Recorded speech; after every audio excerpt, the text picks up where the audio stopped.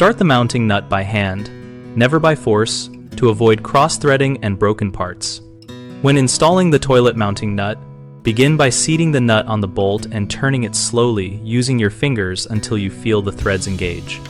Use visual and tactile alignment so the nut is perpendicular to the bolt and the threads line up. If you see a gap or feel roughness, back off and try again rather than forcing it.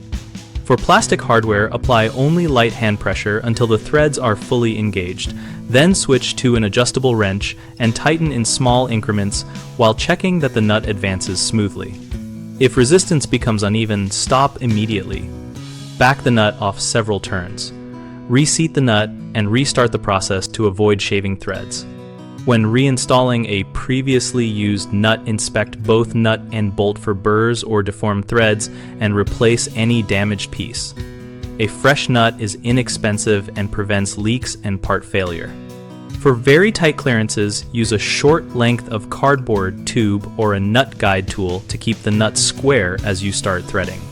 Common mistakes are starting with a wrench, which chews up threads, forcing a plastic nut until it cracks, and ignoring misalignment until the last few turns, which ruins the bolt. Stop using tools at the first sign of rough threading and switch back to hand starting to protect the threads. Replace any suspect plastic hardware before reinstalling because a cracked nut will fail under torque and can cause leaks. If alignment is the issue, loosen surrounding fasteners so the bolt can sit straight and then restart the hand threading process.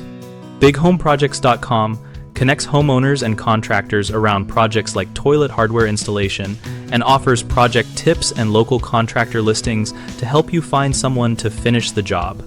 We host a discussion community where users and professionals share real experience and practical advice, and our platform helps contractors find work through homeowner leads.